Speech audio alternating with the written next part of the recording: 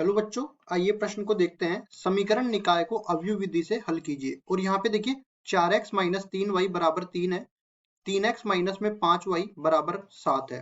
ये दो समीकरणें हमें दे रखी है। इन दो समीकरणों से पहले तो हम अवयव का निर्माण करेंगे और उसके बाद में हम लोग इनका x और y जो दो चर दे रखे हैं इनका मान निकालेंगे।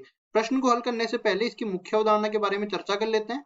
मुख्य अवधारणा मुख्य अवधारणा में मान लो कि दो अपने पास समीकरण दे रखे हैं, ठीक है। और देखो दो चरों के रूप में लिखूंगा, मतलब 2 गुना 2 का अपने पास अवयव बनने वाला है। तो इस तरह से अपने पास ax प्लस by बराबर में c ये बन जाएगा। यहाँ पे दो समीकरण मेरे को लिखने हैं, तो यहाँ पे 1 और 2 डाल देंगे।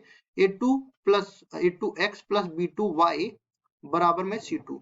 ये मान लो दो समीकरण अपने को दे रखी है, ठीक है। तो यहाँ से तीन तरह के अपने पास अवयव बनने वाले हैं और तीनों अवयव को हम लोग यहाँ पे लिखेंगे। पहला अवयव जिसको हम लोग ए अवयव बोल देते हैं। ए अवयव के अवयव अपने पास बन जाएंगे एक्स और वाई के गुणांकों से बना अवयव a1 b1 a2 और b2। इस तरह से ए अवयव बन गया। फिर एक अवयव अपने पास अज्ञात अवयव बन जाएगा। अज्ञात अवयव में केवल दो ही चर अपने पास होने वाले हैं। x बराबर में एक तो हो जाएगा x और एक हो जाएगा y। ये 2 गुना 1 क्रम का अवयव बनने वाला है। पहली चीज, ये 2 गुना 2 क्रम का बनेगा, ये 2 गुना 1 क्रम का बनेगा। उसके बाद देखो एक अवयव अपने पास और बनने वाला है जिसको हम लोग लिख देंगे यहाँ पे बी अवयव, ठीक है। और बी अवयव अपने पास हो जाएगा C1 और C2 के बराबर, ठीक है। C1 और C2 इसके अवयव आ जाएंगे, मतलब 2 गुना 1 क्रम का ही ये अवयव बनने वाला है।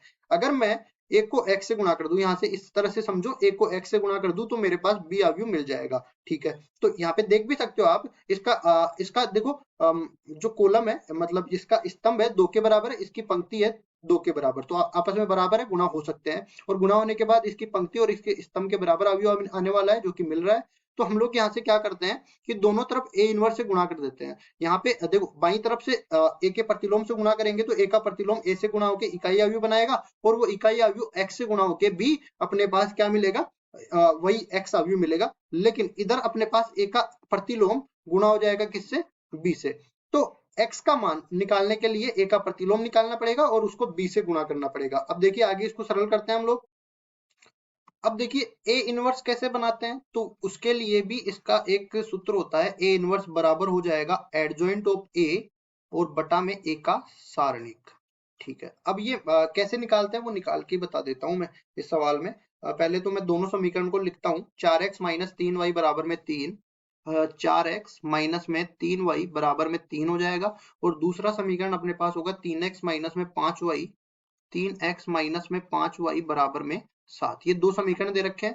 पहले मैं ए अवयव बना लेता हूं, ये बन जाएगा 4 माइनस का 3, 3 और माइनस का 5, ठीक है। उसके बाद हम x अवयव बना लेते हैं, तो x अवयव में दो चर आ जाएंगे x और y। फिर आ जाएगा अपने पास b अवयव जिसमें 3 और 7, ये दो अवयव आ जाएंगे। अब देखिए हमें निकालना है a का प्रतिलोम, तो इसके लिए पहले तो एडजॉइंट ऑफ a निकालता हूँ। तो देखो यहाँ पे एडजॉइंट ऑफ a निकालने के लिए करते क्या है कि ये जो मुख्य विकर्ण के जो दो अवयव दे रखे हैं इनका तो स्थान परिवर्तित कर देते हैं। मतलब 4 की जगह तो -5 चला जाएगा और -5 की जगह 4 आ जाएगा, और बाकी जो दो अवयव बच गए इनका चिन्ह परिवर्तित कर देते हैं। तो यहाँ पे -3 है तो ये प्लस का 3 हो जाएगा, और ये प्लस का 3 है तो माइनस का 3 हो जाएगा। तो इस तरह से अपने पास आ गया एडजॉइंट ऑफ ए। अब निकालना है हमें ए का संगत सारणिक। तो ए का संगत सारणिक निकालने के लिए क्या करते हैं, पहले तो इसको बनाते हैं। 4 माइनस का 3, 3 और माइनस का 5, इसका सारणिक का मान निकालते हैं। तो सारणिक का मान कैसे निकालेंगे, देखो 4 को गुणा करेंगे -5 से तो ये -20 के बराबर हो जाएगा, और इसमें से घटा देंगे इन दोनों का गुणा जो कि -9 के बराबर है। तो देखिए यहाँ से -20 प्लस 9 कुल मिला के ये -11 के बराबर आ जाएगा ए का संगत सारणिक, ठीक है।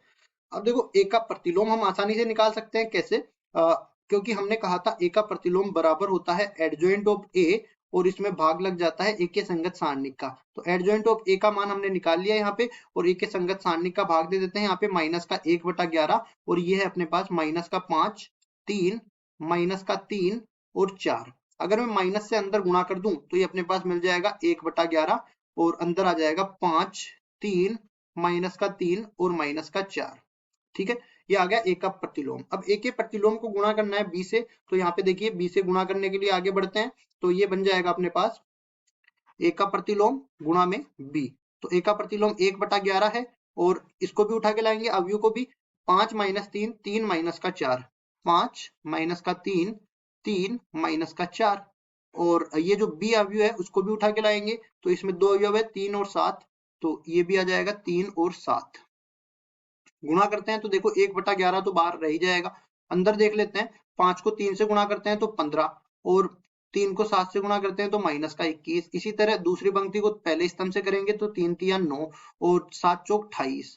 अब देख लिए ये अपने पास आ गया ए का प्रतिलोम गुणा में बी, या इसको बोल सकते हैं हम लोग एक्स अवयव के बराबर।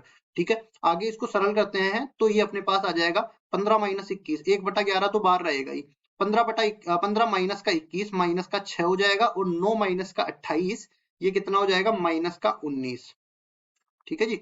अब देखिए हमारे पास x अवयव किसके बराबर है, x इसको ठीक कर देते हैं, x बटा y नहीं है, ये x और y है। ठीक है, दो पंक्तियां हैं इसमें x y।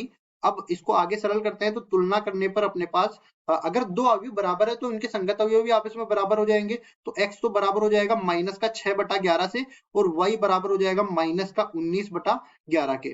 ठीक है, इस तरह से दोनों समीकरणों में चरों का मान हमने अवयव विधि से निकाल के बता दिया, और यही हमारा उत्तर हो जाएगा। आशा करता हूँ ये सवाल आपको समझ में आया होगा। धन्यवाद।